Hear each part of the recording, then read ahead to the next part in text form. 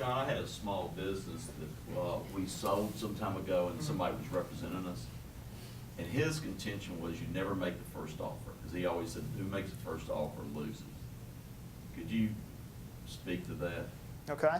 Well, let me put on my lawyer hat and argue with that a little bit, okay? Because that is traditional wisdom in terms of thinking about making the first offer. However, if we had more time, we'd do a negotiation, and what you'd find is that there is a gravitational pull towards the first number that goes on the table in a competitive negotiation. And so I work with a lot of insurance clients, and the traditional wisdom in the insurance industry is you let the claimant make a demand. Now, I push back on that a little bit, because when the claimant makes a demand, all of a sudden that demand has a psychological and influential impact on someone's value of the case. So the question is, do you want to be the one that has that impact, or do you want to be the one that's impacted? My argument would be, you want to be the one that has that impact.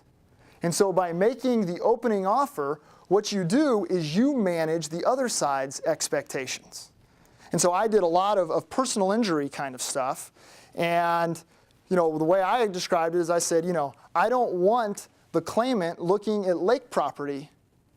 I want the claimant looking at a new lawnmower.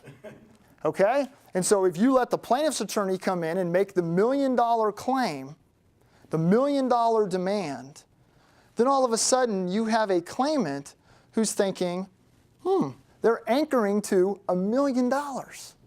Now, that might only be worth $20,000. But now you've got a problem, because what they've anchored to is the $1 million.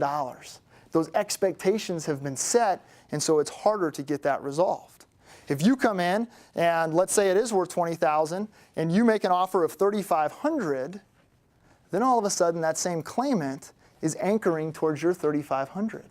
Now 20 grand compared to 3,500 looks really good. 20 grand compared to $1 million looks awful.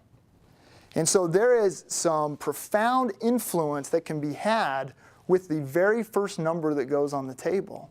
And I would argue that it makes sense for you to take the ball and to put that number on the table, to claim that psychological win, to manage those expectations.